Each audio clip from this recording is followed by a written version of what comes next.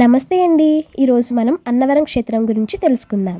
పూర్వం ఒక పర్వతరాజు కొడుకు రత్నాకరుడు విష్ణుమూర్తికి ప్రాణభక్తుడు. స్వామి కోసం కఠోర తపస్సు చేసేవాడు. విష్ణుమూర్తి ప్రత్యక్షమవ్వి, రత్నాకర, నీ భక్తికి నేను సంతోషించాను, నీ కోరిక ఏమిటో చెప్పు అని అడిగారు. రత్నాకరుడు, స్వామి, నేను చిరస్థాయిగా నిలిచి మీ సన్నిధిలో ఉండాలని రత్నాకరుడు కోరుకున్నాడు. స్వామి దయతో రత్నాకరుడిని రత్నగిరి కొండగా మార్చివేశారు. ఒకప్పుడు పిఠాపురం ఊరిలో కొమ్మరిగిరి గ్రామంలో ఒక నేరెలమ్మ అమ్మవారు గ్రామదేవతగా ఉండేవారు. ఒకరోజు నేరెలమ్మ తల్లి భక్తులతో ఇలా చెబుతుంది: రత్నాలు కలిగిన ఒక కొండకు నేను వెళ్తున్నాను. ఆమె మాటలతో పాటు దివ్య శబ్దాలు వినిపిస్తాయి. అది రత్నగిరి అనే సంకేతం.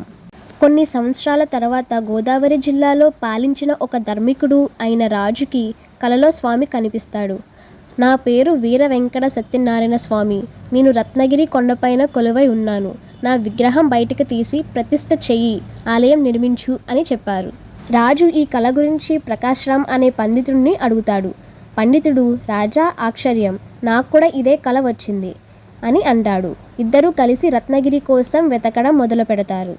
పండితుడు చెబుతారు, కొమ్మరిగిరిలో నేరేలమ్మ తల్లి రత్నాలు ఉన్న కొండకు వెళ్తానని చెప్పిందట. రాజుకు అర్థమైంది అదే రత్నగిరి అని. పంపానది తీరం దగ్గర ఒక కొండ కింద నేరెలమ్మ తల్లి విగ్రహం కనిపిస్తుంది.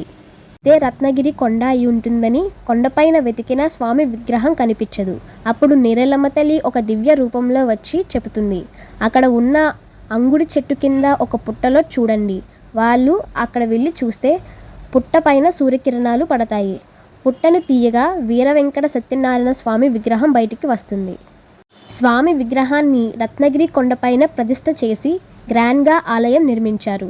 ఈ ఆలయంలో విష్ణువు, శివుడు, బ్రహ్మతో పాటు అనంత లక్ష్మీదేవి అమ్మవారు కూడా ఉంటారు.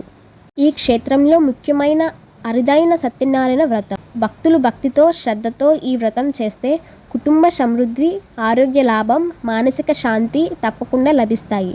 స్వామి సన్నిధిలో వ్రతం చేసిన ప్రతి భక్తుని కోరికలు నెరవేరుతాయని నమ్మకం. ఈ ఆలయంలో ఇంకొక విశిష్టత స్వామి ప్రసాదం. ప్రత్యేకమైన పద్ధతిలో స్వామికి ప్రసాదం చేస్తారు. ఈ ప్రసాదంలో భక్తి ఉంది, ఆశీర్వాదం ఉంది, స్వామి దయ ఉంది అని భక్తుల నమ్మకం. ఈ రత్నగిరి క్షేత్రంలో ఒక అద్భుతమైన విషయం ఉంది.